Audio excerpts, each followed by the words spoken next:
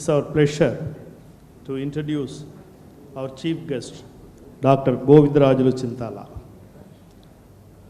He is a postgraduate from Indian Agricultural Research Institute, New Delhi. He has served all over India on various capacities and positions. He is the chairman, NABARD.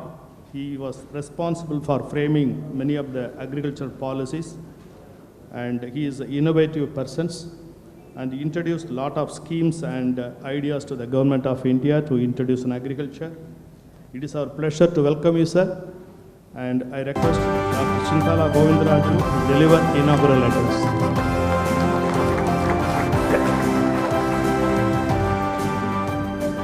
Good morning, Vanakkam. I am from Andhra, so I can understand Telugu but can't speak Tamil. I can understand Tamil but not able to speak. Incidentally, my wife worked in Chennai for 5 years, so at that time I used to be in Andaman, Delhi and other places. And I used to stay in Cenotaph Road, so konjam Tamil theriyum. But it's a real pleasure to be here. First thing is, talking about agriculture, anybody is doing it. But talking about profitability of farmer is the basic crux of the problem today. Now, many of you, because in the whole of the seminar has also been organized in such a way that how the farmer can get more money from the same unit of land which he is cultivating. Now, as chairman NABARD, actually we used to wonder because really what kind of things that can be done to do this thing.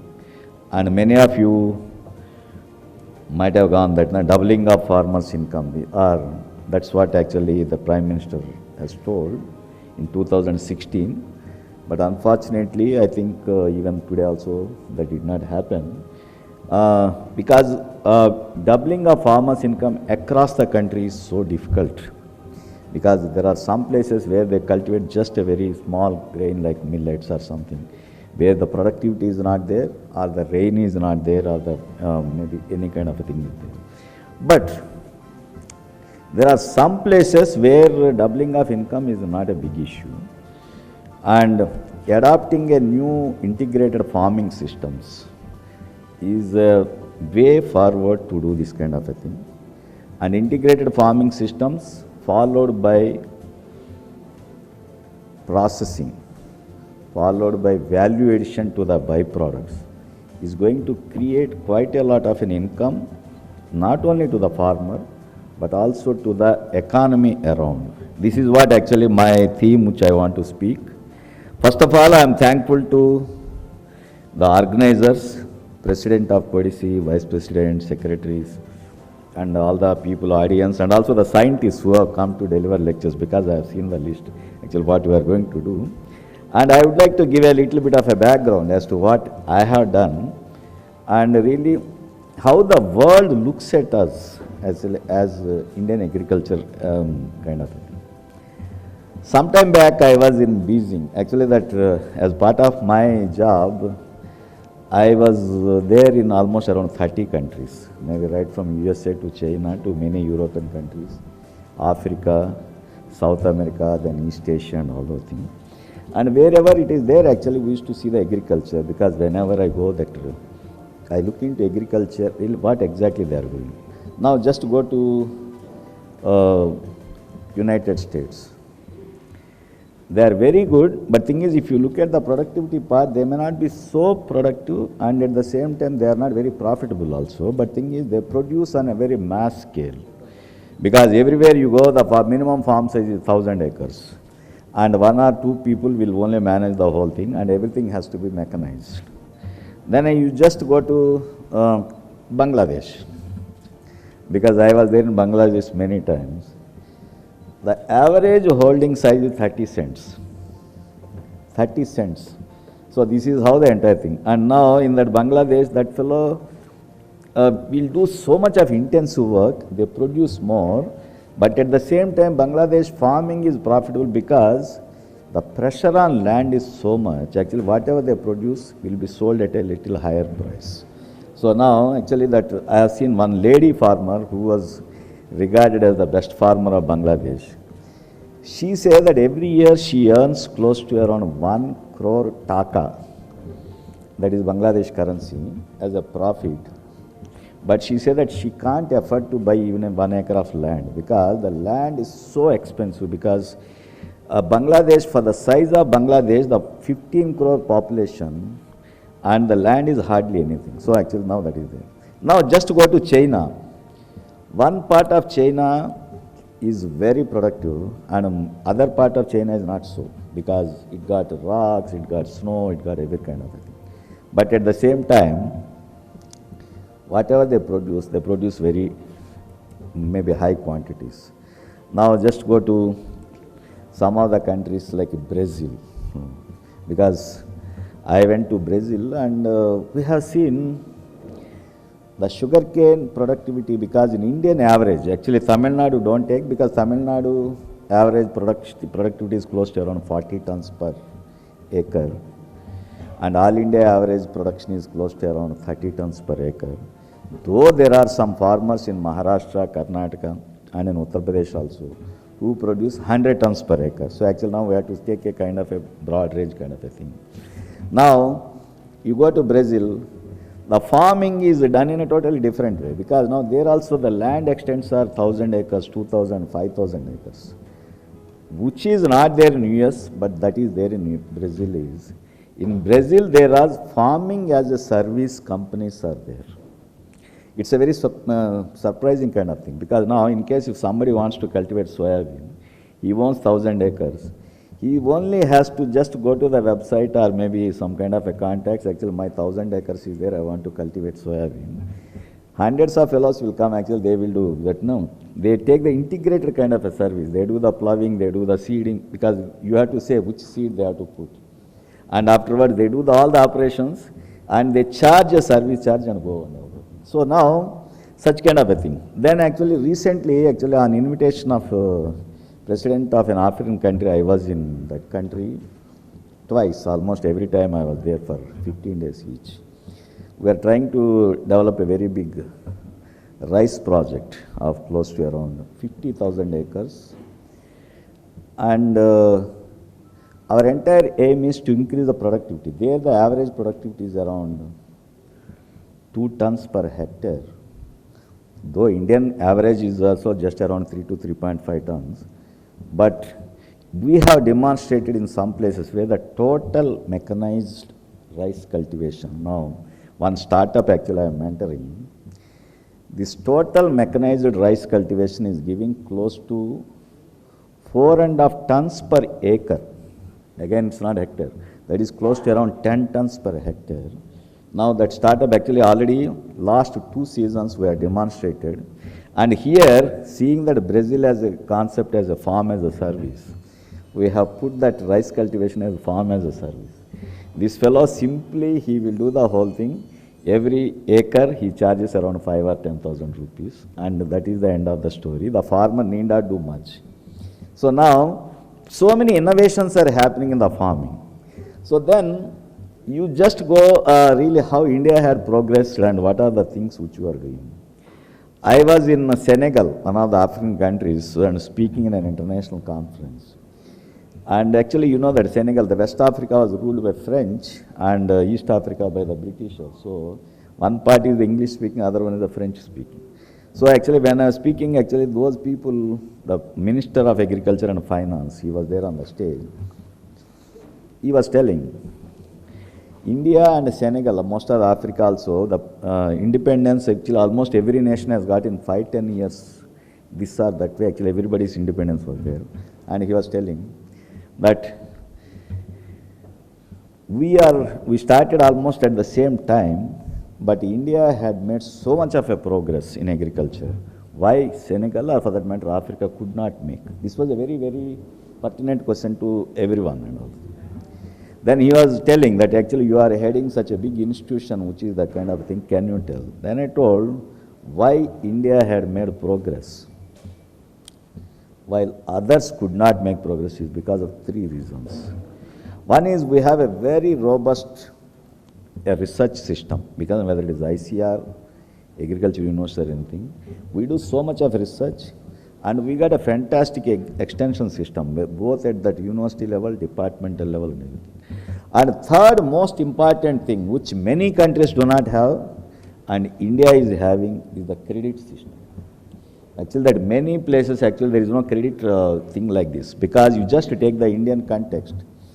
In case if the Indian banking system has to give something like around 20 lakh crores in a year, of this one, 18% has to go to the agriculture alone.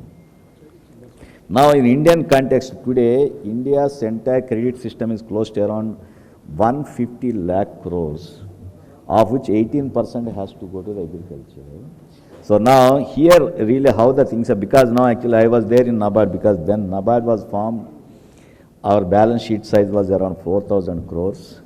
When I took over, our balance sheet size was 5 lakh crores. When I demitted office, my balance sheet size, I took it up to 8 lakh crores. So why actually all these things are happening is because you just go anywhere, actually that we have a very big banking system, and maybe whether it is RRBs, cooperatives, commercial banks or anything, and there is a direction from the government, actually every farmer, in case if he is eligible, he has to be given the credit. And we give the credit at 3% or 4%, that is the concessional credit. Now imagine, in 1970s, because you see that 1970 to 1980 also, actually Indian agriculture production was very low. 80 to even 2000 also, it was just maybe making progress. But beyond 2000, the agriculture has become so fast and all those things. Why? Because in that credit system, actually in 1971, they started this kind of a quota system. But thing is, by 2003 onwards, government started taking interest. They say that actually the doubling of farming credit has to happen. Then afterwards, India is the only country from 2007 onwards, Government of India has made it a point to announce agricultural credit as part of the budget speech. Now, every year, the Honorable Finance Minister, whosoever presents the budget, they say that this year the agriculture credit is around 15 lakh crores, 20 lakh crores. Now, actually, we were through this process. In 2007, when it started, our agricultural credit target was just around 4 lakh crores. Now, can you imagine what is the agricultural credit target last year? It was 20 lakh crores, but we have achieved 24 lakh crores. And this year budget is going to put 24 lakh crores as a base. So probably we may achieve 25 lakh crores. Why I am telling is, our agriculture and enterprise is going so big. Today, Indian agricultural enterprise is close to around $560 billion. And it is so huge. But at the same time, we are not doing something which is very critical. We are producing so much, we are doing so much, but we are just processing only less than 10% of it as a produce. Now that is where actually that entire value addition happens. Because now if you just look into the statistics, we produce so much, close to around 340 million tons of cereals. Most of it we consume like that, very hardly any kind of processing. But you just go to Europe, you just go to US, you just go to East Asia, whether it is a rice or wheat or any other thing, it is processed and the value is added. So this $550 billion which we talk about, the value of the agriculture produce, is, in case if you process, that can become $1,000 billion or 1 trillion. Except that where actually we lacking the whole of this thing. So now the same thing is happening with other things. Now just go to Thailand. Thailand processes 120% of their food products. That means they import also some fruits, process it and do the thing.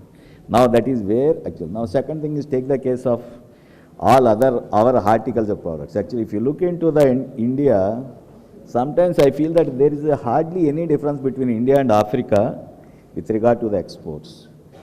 Africa also is a commodity exporter. India is also a commodity exporter, because we just produce and sell as it is. Because spices, we don't make the processing, we just sell the raw red mirchi like that, or maybe some kind of a thing, or we don't do much of the processing, while many countries which import these things, they do the processing, they do the value addition, and they sell it and all those things. Now take the case of our urad dal. In India, urad dal, I think right now is around 75 rupees so is the akka, then actually maybe dal will be around 150 or 200. Yeah. Then you just go to the same thing, take the US, the same thing is sold for 450 rupees. Why? Because actually they are not doing anything. Because that fellow is adding a little bit of a value by a better packaging and better doing the things and all those things. So now, if we really look into this one, not only this agricultural produce, horticultural produce, because horticultural produce require more processing. Take the case of mango. What we do? We produce mango, 30% is wasted, because India is the world's largest producer, but 30% is wasted, rotting, and thing is the farmer will not get the benefit out of it. But at the same time, whatever we process, we just take the mango juice, concentrate it, and send to the Gulf. Now Gulf, actually Dubai, they have the reprocessing units, and they do so many kind of a mango products, and they sell it at a higher price. Can we really take that kind of a technologies to India and make it as agricultural industrialization? That is where the entire value addition happens. Now again I will say that now, if you look into the whole of this Indian context, take any kind of a crop, because I was in Andaman for 2 years. Andaman produces one of the best coconuts. It's almost like Pollachi, or maybe sometimes I can say better than Pollachi, because some of the varieties are so good. And some of the coconut from Andaman, some islands, has got around 1.5 liters of water. Now somebody from US came and he said that he wants to go for that coconut water processing and all those things. But the problem is actually sometimes either our infrastructure or our labor problem or anything is not allowing them to do it, because Andaman do not have the people. So you cannot climb the trees, and because all those things are happening. So now this is the problem everywhere. Then the next one is, within the coconut interspaces, what exactly they do? Maybe Tamil Nadu, probably people may be doing something or other, and East Godavari, West Godavari people may be doing something or other. But the same thing is not happening elsewhere. Because the entire area, because coconut is the top one, and so much of a diffused light, and this entire acreage is wasted. Many places it is like that. Maybe some place it is happening. Now actually what can we do? Actually now there is so many herbal products are there. Actually pacholi, because I have not seen in Tamil Nadu whether somebody is producing or not, because this pacholi is one kind of a, this one, like lemongrass kind of a thing, it's better than that. All this pacholi is used in the scent, is the highest quality kind of a scent extract is made from that one. We have done that experimentation in Andhra Pradesh some time back, and it was coming up so well, but subsequently the labor is an issue, so actually people are not cultivating it. Now likewise lemongrass, now actually everybody is doing it, but are we really making further products out of this lemongrass? Are we selling the lemongrass oil as such? Now that is one thing, because now the entire vitamin A tablets and also the mosquito repellents and so many things are manufactured out of lemongrass oil. And there is a tremendous demand for that, but we have to really do such kind of a thing. Likewise, again within the coconut, now I went to a country called Belize, that is just below US. I have seen the surprisingly really how the coconut is handled, because there actually in Belize, average yield in that particular province is close to around 350 to 400 nuts. 350 to 400 nuts, and they are very near to US. And that's why what they do is actually that there is a kind of a conveyor belt. All the coconuts that are brought in the truck are just put on the conveyor belt. The moment it comes, actually it got a kind of a solam kind of a thing where they just do this one and put on the coconut on that conveyor belt again. It will make shave like a Tirupatika Gundu type actual banayega. Actually that is how the thing is done. Then afterwards, this entire coconut is graded by the machine. 40 coconuts are put in a bag and it is put in a cold storage, because I had never seen a coconut put it in a cold storage. I just asked, what exactly you do? Now afterwards, actually this as such they are exporting it to US. There actually that fellow will put the whole thing in a cup. Those three ice, one of the ice they will punch, put a straw and serve the cold coconut water as it is from the nut. Now, there actually that per acre, the realization of their profit is close to around $2,000. That's what actually they say. That is close to around 1,60,000 rupees is their per acre kind of a realization. So now, likewise, then subsequently the other products, because now actually that if you look into the byproduct usage, probably many countries are not able to do much because of the labor issue. Otherwise, with coconut you can find so many things, because you just go to copra making units, all the water will just flow on the road. Actually, this water can be made into vinegar, this water can be bottled, this can be thing. But thing is, we are not doing it, or sometimes we are not able to do it because of all these reasons. Likewise, maybe few other things. So now, that's why if you look into the context, to take any crop, whether it is banana, whether it is coconut, whether it is areca nut, whether it is any kind of a thing, we waste so much. So now, the new thinking of the government is converting waste into wealth. That is where now the new technologies everybody is talking about. Now there are so many things like biomass based kind of a power units have come. Biomass based kind of a briquette manufacturing units have come.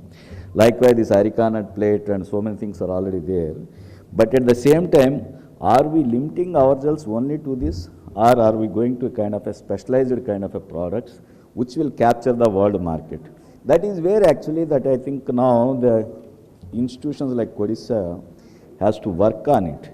Which are the technologies available elsewhere, and what are the maybe the technical requirements, what are the labor requirements, and how the product can go into it. So now, looking into all these things, I'll say that at one part, we are giving a lot of money for production of crops. I'll say that now 24 lakh crores the banking system is giving, and we are producing so much because the amount of production which we are having is something phenomenal. That is close to around 340 million tons of food grains and around 35 million tons of oil seeds, close to 350 million tons of horticultural products. Then we are the world's number one in cotton, we are world's number one in sugar, we are so and so, so and so, and so many things. And when all these things are happening, we are still an exporter of raw commodities, not the processed commodities. And this is not going to help a nation like this. And probably day before yesterday, I don't know how many of you have seen the headlines of the paper. The most important thing that is going to happen to this country, and which even China is going to lose, is we are now number one in population, we have crossed the China, but by the time 2100 comes, that is not very far off, it is just only 75 years away, India is at 1.6 billion, that is 1600 crore people, while China's population is coming down to only 800 crore people. Rest of the globe also, United States is going to grow population because of the migration of people like Indians and others. But many other countries are showing a depopulation. And if that is the case, now the time has come for India to go for this entire encashing this kind of a thing, because how the processed agri products can be made, how the industry can be beefed up, and how we can become a food producer to the whole world. And the third very important thing which I had seen, because we were the United Nations implementing agency for the climate change. Actually, we used to have quite a lot of projects. And when we used to go around and see really all over the globe, today the climate change is not only real, it is affecting us like anything. This year's temperatures, the whole of 2023 and till 2024 June, the average temperature of many of the countries is more than 1.5 degrees centigrade. And the Kyoto Protocol and the Paris Protocol say that not more than 1.5 degrees, but we already reached. Now this year, because of excessive heat, 300 people died in Delhi and Bihar, because it rarely happens. And this is going to be a phenomena forever. If that is the case, crops are not immune to this kind of a climate change. Animals are not immune to this climate change. Now this year, because I am right now chairman of 5 sugar companies, so now I go around the sugarcane fields. Ratoon crop of sugarcane has been reduced to grass. It is bone dry, and even the next rains could not revive the crop. Now you can imagine really what is going to happen to the whole of this country, not only country and the world. Likewise, many of the animals are not able to conceive because of the excess heat, and many of the animals are having other problems. New kinds of diseases are coming because which were not there earlier. Now actually things are happening both for the human beings and also the animals. Now if that is the case, the whole ecosystem in which we are working is going to be imbalanced. Actually maybe sometime the farmer may lose substantially, farmer may lose. So now the time has come for us to look into these aspects in a much more serious. Now water scarcity and excess rainfall, actually both are happening at the same time. Now actually you take the case of last year and this year. Since last year June to this year July, this country has received one of the lowest rainfall. Even though actually right now we are in the middle of the rainy season, entire June it started well and it stopped.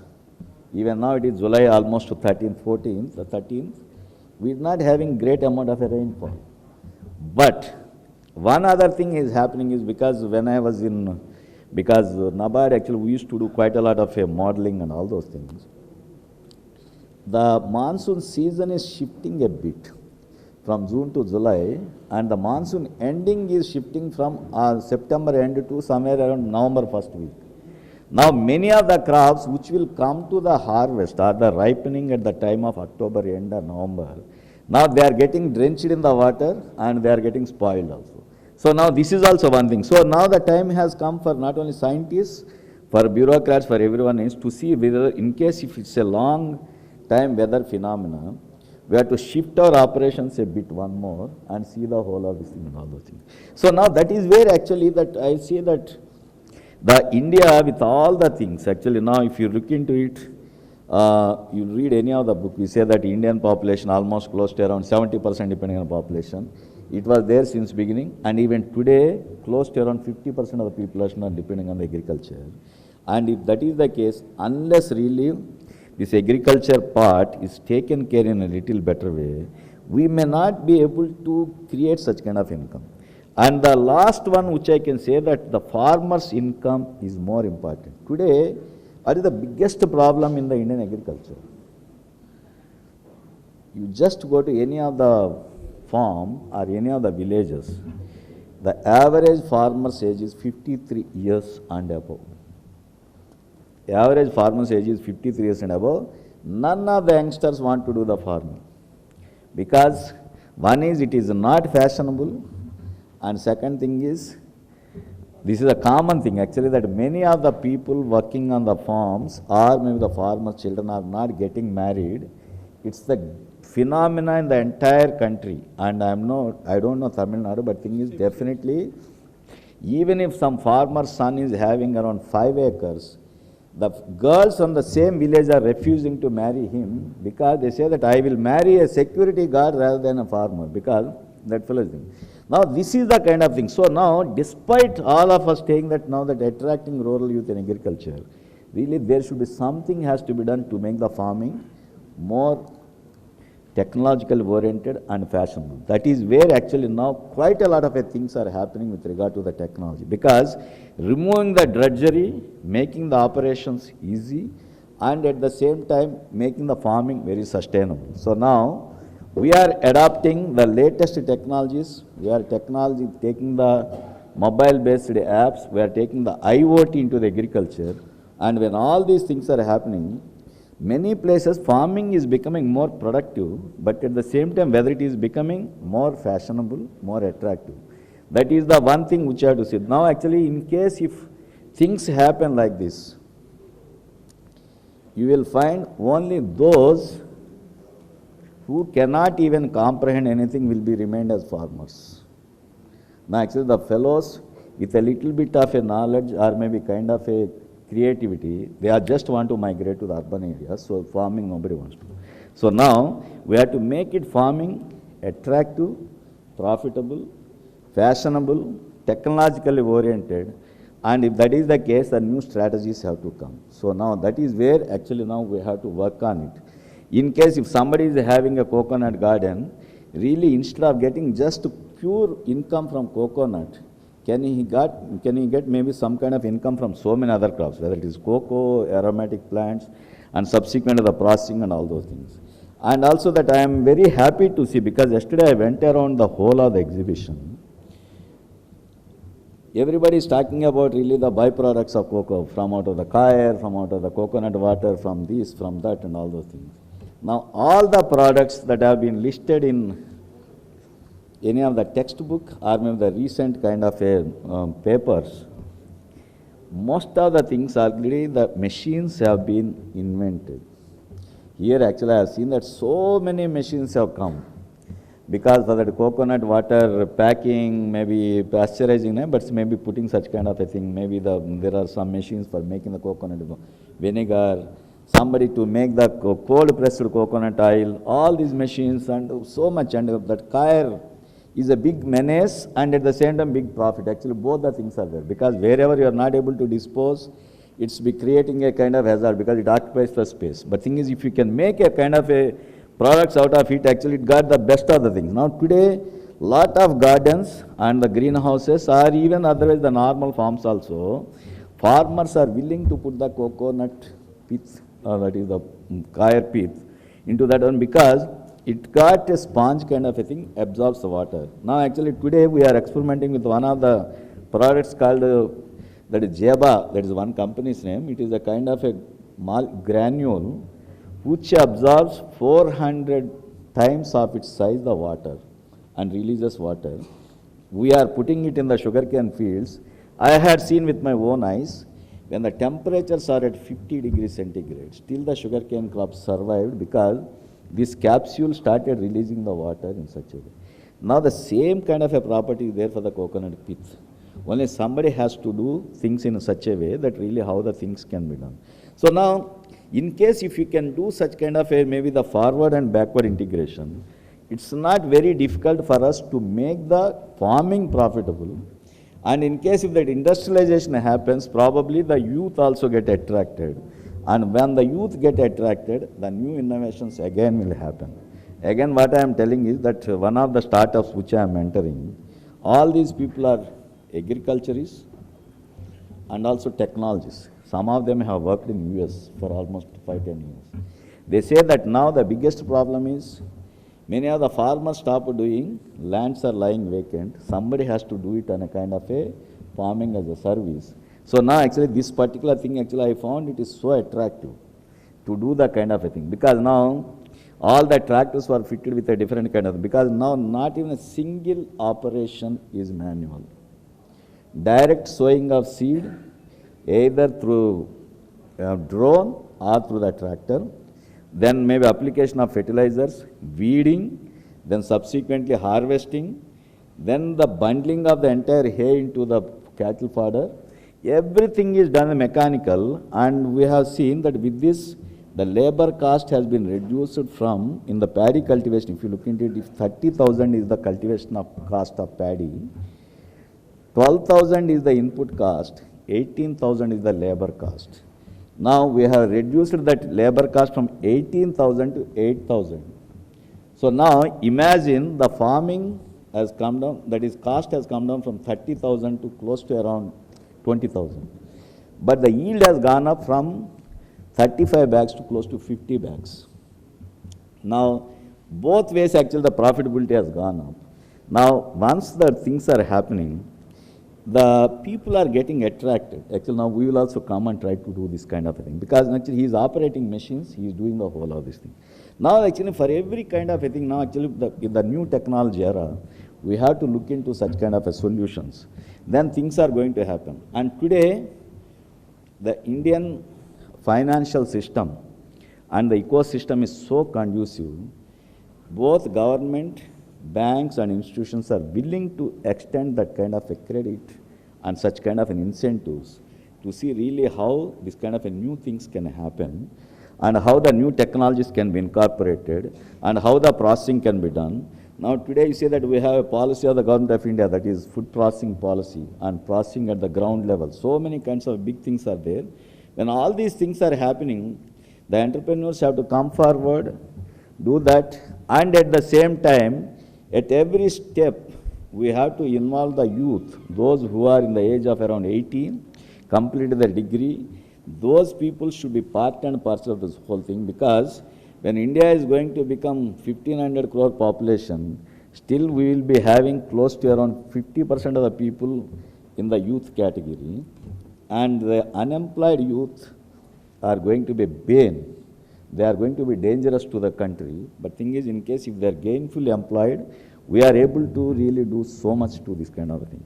That is where actually that now the entire system is working, and I am extremely confident the way the scientific research is being done in the institutions, the way the things are happening in such a phase, and at the same time how the global markets are opening up. Now take the case of mango.